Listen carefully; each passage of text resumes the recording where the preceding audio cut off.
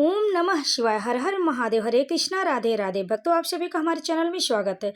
भक्तों, आज हम सुनेंगे फाल्गुन माह में शिव महापुराण की कथा अध्याय 22, जिसे आप अंत तक श्रवण अवश्य करें और कमेंट में हर हर महादेव लिखकर हमारे चैनल को सब्सक्राइब जरूर कर ले। तो भक्तों, आइए श्रद्धा और भक्ति के साथ हम इस कथा का अंत तक श्रवण करते हैं, ताकि हमारे ऊपर भगवान शिव, माता पार्वती की कृपा सदैव बनी रहे। तो चलिए भक्तों, आपको हम सुनाते हैं शिव महापुराण में आगे की कथा। ब्रह्मा जी कहते हैं, देवर्षि, तुम्हारे चले जाने पर प्रफुल्ल चित्त हुई पार्वती ने महादेव जी को तपस्या से ही साध्य माना और तपस्या के लिए ही मन में निश्चय किया। तब उन्होंने अपनी सखी जया और विजया के द्वारा पिता हिमाचल और माता मेना से आज्ञा मांगी। पिता ने तो स्वीकार कर लिया, परंतु माता मेना ने स्नेहवश अनेक प्रकार से समझाया और घर से दूर वन में जाकर तप करने से पुत्री को रोका। मेना ने तपस्या के लिए वन में जाने से रोकती हुई, "ऊ माँ, बाहर न जाओ" ऐसा कहकर, इसलिए उस समय शिवा का नाम उमा हो गया। मुनि शैलराज की प्यारी पत्नी मेना ने रोकने से शिवा को दुखी हुई जान अपना विचार बदल दिया और पार्वती को तपस्या के लिए जाने की आज्ञा दे दी। मुनि श्रेष्ठ माता की वह आज्ञा पाकर उत्तम व्रत का पालन करने वाली पार्वती ने भगवान शंकर का स्मरण करके अपने मन में बड़े सुख का अनुभव किया। माता पिता को प्रसन्नता पूर्वक प्रणाम करके शिव की स्मरण पूर्वक दोनों सखियों के साथ भी तपस्या करने के लिए चली गई। अनेक प्रकार के प्रिय वस्त्रों का परित्याग करके पार्वती ने कटी प्रदेश में सुंदर मुंज की मेखला बांध शीघ्र ही वल्कल धारण कर लिए। हार का परिहार करके उत्तम मृग चर्म को हृदय से लगाया। तत्पश्चात तपस्या के लिए गंगा अवतरण गंगोत्री तीर्थ की ओर चली, जहाँ ध्यान लगाते हुए भगवान शंकर ने कामदेव को दग्ध किया था। हिमालय का वह शिखर गंगा अवतरण के नाम से प्रसिद्ध है। वहीं परम उत्तम श्रृंगी तीर्थ में पार्वती ने तपस्या आरंभ की। गौरी के तप करने से ही उसका गौरी शिखर नाम हो गया। मुनि शिवा ने अपने तप की परीक्षा के लिए वहाँ बहुत से सुंदर एवं पवित्र वृक्ष लगाए, जो फल देने वाले थे। सुंदरी पार्वती ने पहले भूमि शुद्ध करके वहाँ एक वेदी का निर्माण किया। तदंतर ऐसी तपस्या आरंभ की जो मुनियों के लिए भी श्रेष्ठकर थी। वे मन सहित संपूर्ण इंद्रियों को शीघ्र ही काबू में करके उस वेदी पर उच्च कोट की तपस्या करने लगी। ग्रीष्म ऋतुओं में अपने चारों ओर दिन रात आग जलाए रखकर वे बीच में बैठती और निरंतर पंचाक्षर मंत्र का जाप करती थी।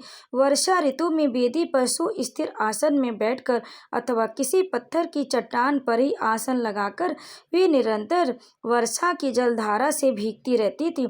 शीतकाल में निराहार रहकर भगवान शंकर के भजन में तत्पर हुए सदा शीतल जल के भीतर खड़ी रहती तथा रात भर बर्फ की चट्टानों पर बैठा करती थी। इस प्रकार तप करती हुई पंचाक्षर मंत्र के जप में संलग्न शिवा संपूर्ण मनोवांछित फलों के दाता शिव का ध्यान करती थी।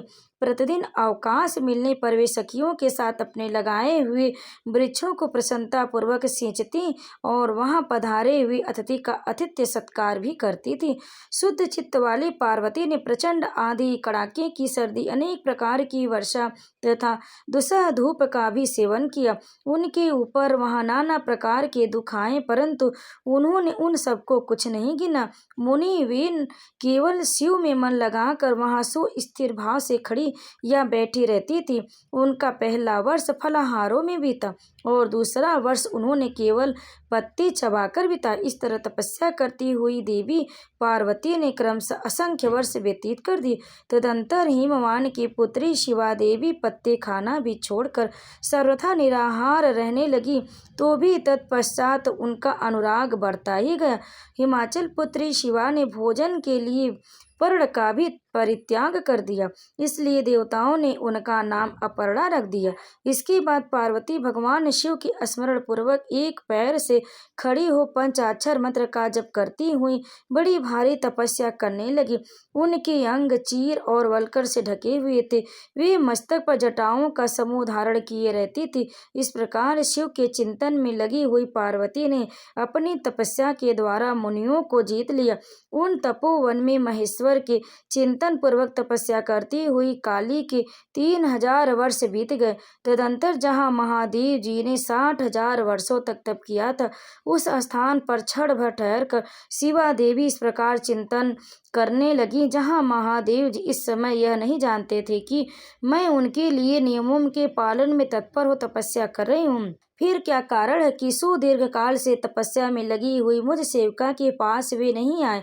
लोक में, वेद में और मुनियों द्वारा सदा गिरीश की महिमा का गान किया जाता है। सब यही कहते हैं कि भगवान शंकर सर्वज्ञ, सर्वात्मा, सर्वदर्शी, समस्त ईश्वर के दाता, दिव्य शक्ति संपन्न, सबके मनोभावों को समझ लेने वाले, भक्तों को उनकी अभिष्ट वस्तु देने वाले और सदा समस्त क्लेशों का निवारण करने वाले हैं।